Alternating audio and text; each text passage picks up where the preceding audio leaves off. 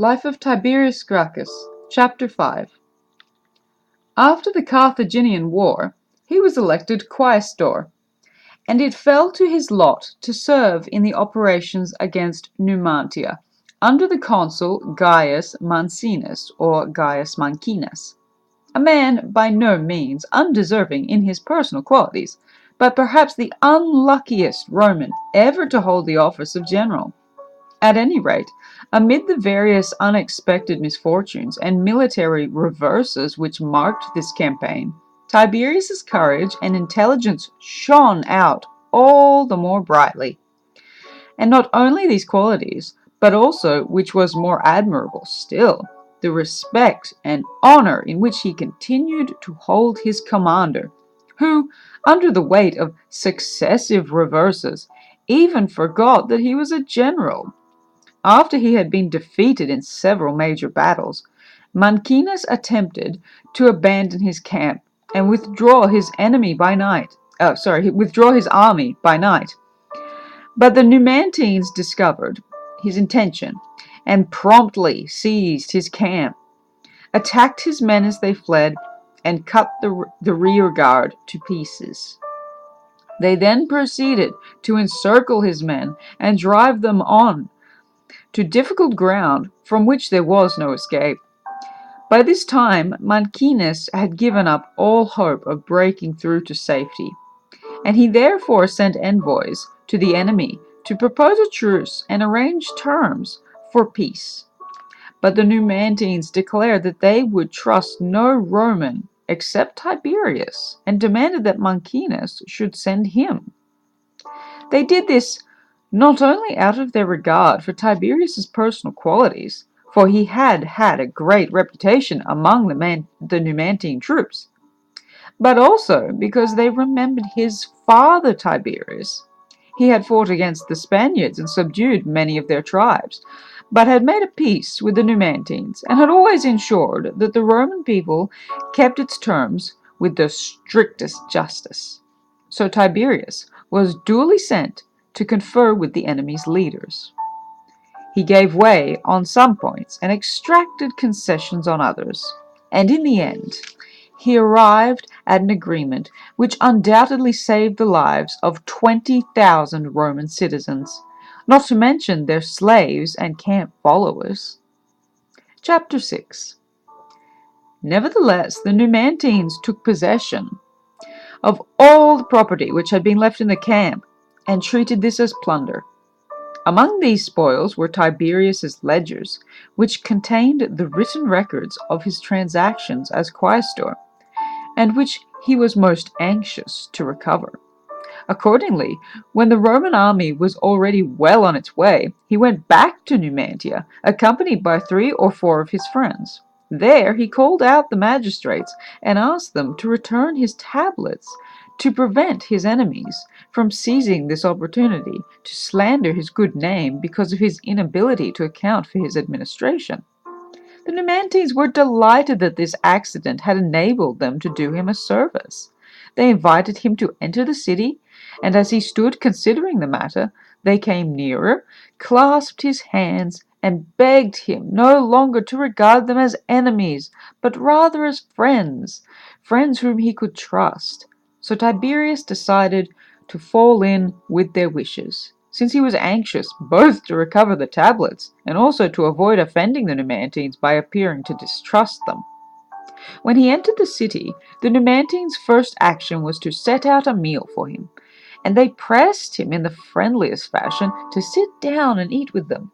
Next, they returned his ledgers and urged him to take whatever else he wanted from the spoils. Tiberius refused everything, however, except for some incense, which he was in the habit of using for public sacrifices, and after saying goodbye with warm expressions of friendship, he took his leave. Chapter 7. When he returned to the capital, he found that the whole transaction had aroused a storm of indignation, and was being denounced as a disaster and a disgrace to the name of Rome.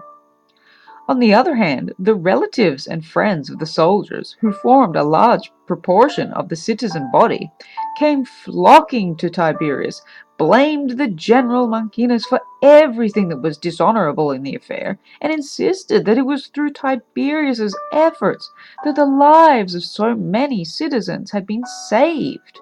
However, those who condemned the conduct of the campaign most harshly urged that this was an occasion for the people to follow the precedent set by their ancestors, who had stripped and delivered up to the Samnites, whose very generals who had been content to buy their safety on dishonorable terms.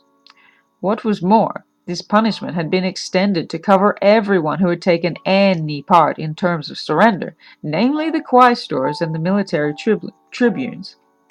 And in this way, the people had made these officials responsible for the subsequent repudiation and violation of the agreement with the Samnites.